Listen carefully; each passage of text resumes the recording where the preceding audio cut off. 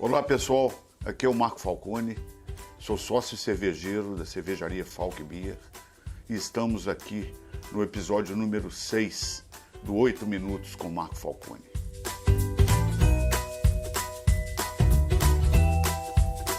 Hoje falaremos, pessoal, sobre a história da cerveja na Idade Média. Nós já começamos o programa com a descoberta da cerveja, que foi o episódio número 1. Depois colocamos como que a civilização ocidental foi fundada na Suméria, não é? Depois passamos pelo Egito, onde os sumérios aplicaram a cerveja. Falamos sobre a arqueologia das cervejas na América do Sul, nas terras baixas e altas. E no último episódio falamos sobre cerveja na Grécia Antiga e Império Romano. Hoje falaremos sobre a cerveja na Idade Média, que foi um período onde realmente a cerveja aflorou para o mundo. Nós temos que considerar a ambientação das pessoas na Idade Média. A Idade Média foi um período extremamente obscuro. Nós tínhamos, além de uma condição higiênica sanitária bastante precária, mas nós tínhamos também uma opressão muito grande da Igreja Católica. A Igreja Católica, e eu gostaria de reforçar aqui que não existe nenhuma tendência religiosa nesse programa. A ideia é apenas relatar a história real como ela aconteceu, né? E a Igreja Católica, então, ela teve uma época tirânica, né? Onde ocorreu a Inquisição, onde quem pensava diferente ia para a fogueira, e ela domina o poder absoluto sobre as pessoas, sobre a sociedade, sobre as finanças, sobre todos os aspectos ela domina. Mas esse obscurantismo, essa tristeza que aconteceu na Idade Média não foi só por esse fator. Nós temos aí uma pandemia que ocorre a partir de 1302, que foi a peste negra, que foi uma coisa lamentável que dizimou metade da população mundial da época. Estima-se que 24 milhões de pessoas morreram a partir dos anos 1300. O que aconteceu? Nos anos 1200, a Igreja Católica lançou uma encíclica que dizia que os gatos eram um demônio. Então as pessoas passaram a exterminar os gatos. Então, esse extermínio gerou um problema muito grave, porque o gato preda? Ele preda os ratos. Então, na falta do predador, os ratos proliferaram tremendamente, houve uma infestação em toda a Europa. E as pessoas, então, naquela falta de saneamento e tudo mais, as crianças tinham em casa, não eram mais gatos como animais de estimação, não eram mais cachorros, mas ratos dentro de casa. E nessa mesma época começou o comércio com o Oriente. Então caravanas, logo após a abertura que Marco Polo deu, depois que conheceu todo o Oriente, então as caravanas descobriram, iam à Ásia à procura de seda, de especiarias, e voltavam com as suas carruagens infestadas de ratos vindos da Mongólia, da Índia. E esses ratos vinham com um vírus fatal. As pulgas transmitiam, era o vetor ideal e que infestavam os ratos e traziam a peste bubônica, a peste negra, que foi uma época terrível e sombria da humanidade. Não poupava ninguém, nem os nobres. A filha do rei da Inglaterra morreu de peste negra.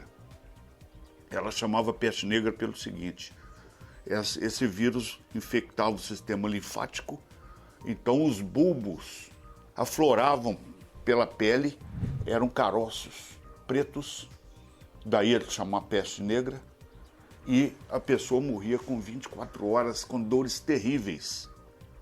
Foi realmente uma pandemia horrorosa. E os corpos morriam e eram empilhados ao lado dos rios e ali enterrados em covas rasas. O que acontecia? Quando vinham as enchentes, esses corpos eram desenterrados e saíam boiando em putrefação pelos rios. E o povo, que na época vivia em burgos, dentro dos muros dos castelos, consumiam essa água. Então, ao passo que no início morriam 80, 90 pessoas por dia, passaram a morrer 200, 240 pessoas todos os dias. E que eram enterrados em covas rasas. E morriam principalmente pelo consumo da água contaminada. E isso foi uma coisa lastimável, né? E na época, quem detinha o conhecimento eram os clérigos. Os clérigos que sabiam ler, né, naturalmente, porque redigiam, que escreviam encíclicas, que transcreviam a Bíblia, tinham conhecimento de produção da cerveja. Eles passaram a produzir toda a cerveja consumida na Europa, mesmo porque a igreja usava a cerveja e detinha os direitos sobre as matérias-primas que a cerveja usadas para fabricar como insumos da cerveja, era praticamente dominação da Igreja Católica. E então os clérigos sabiam as receitas, anotavam para poder haver repetição das receitas de cerveja. E alguns desses clérigos mais esclarecidos concluíram que quem consumia apenas a cerveja não se contaminava, porque não consumia essa água. E aí fica a lembrança lá das tribos tupi-guaranis, né, das terras baixas e altas da América do Sul. Então, alguns desses sábios tiveram atitudes de decretar que só se poderia beber a cerveja como forma de não se contaminar. Novamente aí a cerveja salvando a humanidade, né? O rei da região de Flandres, na Bélgica, na verdade um conde, o condado de Flandres, era São Gambrinos. Depois ele foi denominado santo da cerveja, Gambrinos. Ele determinou que ninguém consumia outra bebida que não fosse a cerveja, inclusive crianças. Era consumida apenas a cerveja. Com isso ele conseguiu salvar 80% da população do seu condado, enquanto os condados vizinhos que não adotaram essa norma, eles tiveram 80% da população morta. Óbitos por consumo da água sem nenhum cuidado sanitário. Então, eu cito aqui alguns outros clérigos famosos nisso. São Mungo, por exemplo, que é o padroeiro da Escócia. Ele foi fantástico também, ele conseguiu salvar praticamente toda a população com esse ato de apenas consumir a cerveja. E eu explico por quê. Isso não é uma coisa divina, não, é uma coisa lógica. Porque a cerveja, no seu processo de produção, ela sofre uma fervura intensa a 100 graus aí por 60 minutos, que elimina qualquer possibilidade de micro-organismos vivos. Além disso, a cerveja tem uma acidez equivalente a 4,5 pH e possui o álcool, né? Normalmente, até que na época a cerveja era pouco alcoólica, 3,2%, 3,5%, mas era suficiente para eliminar qualquer micro-organismo, né? É uma bebida que realmente é bastante salutar desse ponto de vista. E eu cito aqui também São Columbanos, que era um clérigo bastante conhecido na Itália. Ele era pároco da Catedral de São Bobbio, onde na Itália foi filmado o filme O Nome da Rosa, né? E também era clérigo da Catedral de St. Gallen, na Suíça, né?